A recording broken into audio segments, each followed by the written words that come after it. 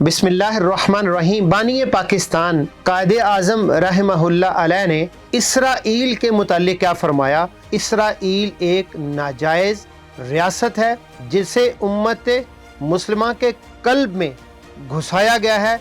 इसको पाकिस्तान कभी तस्लीम नहीं करेगा। बिल्कुल वाज़े दलील के साथ हिस्टोरिकल बयान है ये बानी पाकिस्तान का। और इसी तरह पाकिस्तान के पहले प्राइम मिनिस्टर लियाकत अली खान के बयान को कोट किया है डॉक्टर इसरार अहमद मरहूम ने। आइए आपको उनका बयान सुनाते हैं, फिर आपसे बात करते हैं। लियाकत अली खान ने दौरा किया था अमेरिका का। वहाँ यहूदियों ने एक बहुत आला सतह पर उनके लिए एक रिसेप्शन अरेंज किया और वहाँ बड़े बड़े दौलतमंद जो यहूदी थे उन्होंने कहा अगर आप इसराइल को तस्लीम कर लें तो हम आपको ये देंगे और ये देंगे और ये देंगे और ये मदद करेंगे और इस तरह से आपके लिए सहूलतें पैदा करेंगे। मैं हैरान हूँ लियाकत अली खान के बारे में कि उनका जुमला ये कोट किया गया है, ये रिसाला इम्पैक्ट निकलता है लंदन से, उसके अंदर कोट किया गया है, gentleman our souls are not for sale. मैं सलाम पेश करता हूँ लियाकत अली खान मरहूम को। क्या खूबसूरत जवाब दिया उन्होंने कि our souls are not for sale. तारीखी जवाब। ये बानियाने पाकिस्तान थे, तहरीक पाकिस्तान के लीडर थे जिनके बयानात हमने आपके सामने पेश किए। पिछले चंद हफ्तों में आपने देखा कि 3, 4, 5 लोगों को टेलीविजन की स्क्रीन के ऊपर बिठाया गया। कहीं पे ख्वाजा आसिफ जैसे मनहूस आदमी को बिठाया गया जिसने इसराइल के हवाले से एक बयान दागा। उसके बाद राना सनाउल्लाह को बिठाया गया, उस आदमी ने एक नया शोशा छोड़ा।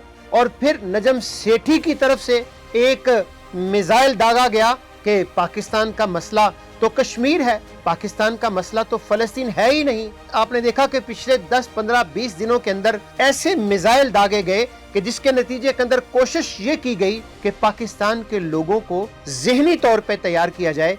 इसे आज की जुबान के अंदर स्लो पॉइजनिंग कहते हैं कि आहिस्ता आहिस्ता ग्रेजुअली तरतीब के साथ आप रुके नहीं, कहते चले जाएं, बात करते चले जाएं, ता वक्ते के लोग उस बात को तस्लीम कर लेंगे। और आपको याद होगा कि परवेज मुशर्रफ के दौर से लेकर आज तक ये सिलसिला किसी न किसी तरह से जारी है।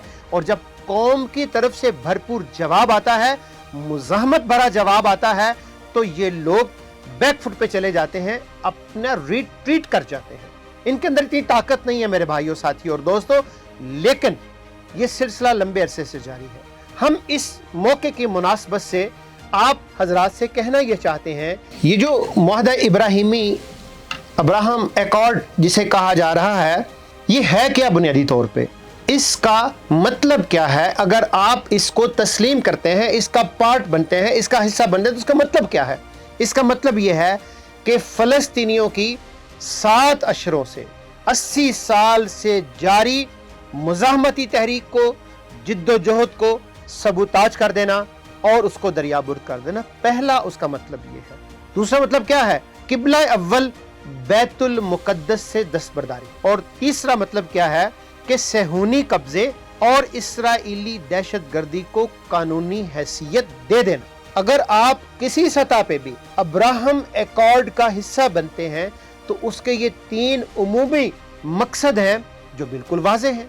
और आगे बढ़िएगा कि ये जो दुनिया के अंदर ग्रेटर इसराइल है और दुनिया के अंदर ग्रेटर भारत है, महाभारत है, ये जिन्होंने दुनिया के अमन को तबाह किया हुआ है, एक ने कश्मीर पे कब्जा किया हुआ है और एक ने मुसलमानों के किबला अव्वल के ऊपर कब्जा किया हुआ है। बड़े खूबसूरत नारों के अंदर इस पूरे अब्राहम एकॉर्ड को समेटा गया है। अब्राहम एकॉर्ड, मिल्लत इब्राहिमी, मुसलमान, यहूदी, ईसाई, सब मिल्लत इब्राहिमी कहा गया है। लेकिन अल्लाह क्या फरमा रहा है? बिस्मिल्लाहिर्रहमानिर्रहीम। वमा काना इब्राहीम यहूदिय्यन वला नसरानिय्यन वलाकिन काना हनीफम मुस्लिमन वमा काना मिनल मुशरिकीन।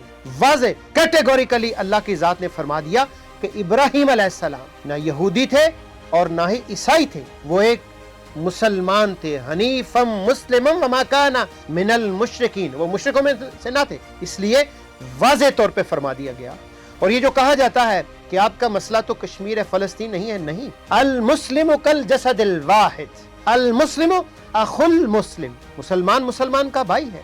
इन्न हादिही उम्मतुकुम उम्मतुम वाहिदा, ये उम्मत तो उम्मत वाहिदा है। इसके किसी एक उज़्व को کوئی تکلیف پہنچتی ہے تو پورا جسم اس کو محسوس کرتا ہے.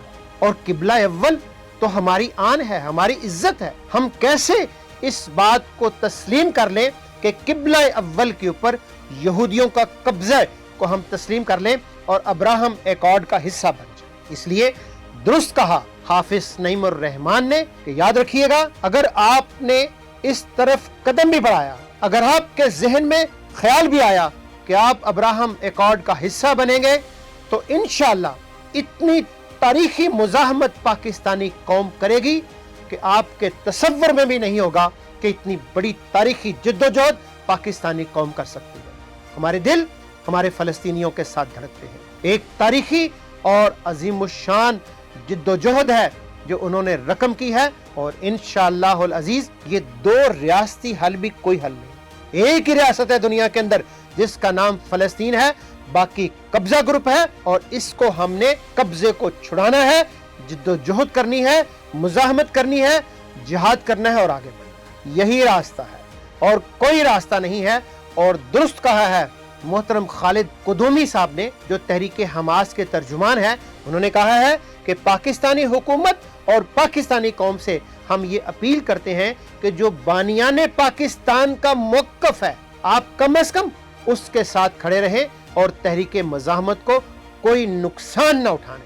اس لیے اقبال نے کیا کہا تھا؟ اقبال نے اسی بات کی طرف اشارہ کیا تھا کہ اپنی ملت پر قیاس اقوام مغرب سے نہ کر, خاص ترکیب میں قوم رسول ہاشم. اس لیے آپ کا ایک الگ مقام ہے, آپ کا ایک الگ مرتبہ ہے. آپ امت خیر ہیں, آپ امت وسط ہیں.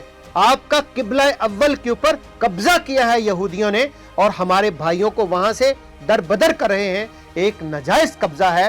بجائے اس کے کہ ظالم کا ہاتھ روکا جائے, بجائے اس کے کہ ظلم کے خلاف کھڑے ہوا جائے, ظالم کا گریبان پکڑا جائے, مظلوم کو یہ کہا جائے کہ تم اپنے حق سے دستبردار ہو جاؤ, اس سے بڑی آپ کہہ لیں کہ ذلت اور رسوائی دنیا میں کوئی نہیں ہو سکتی.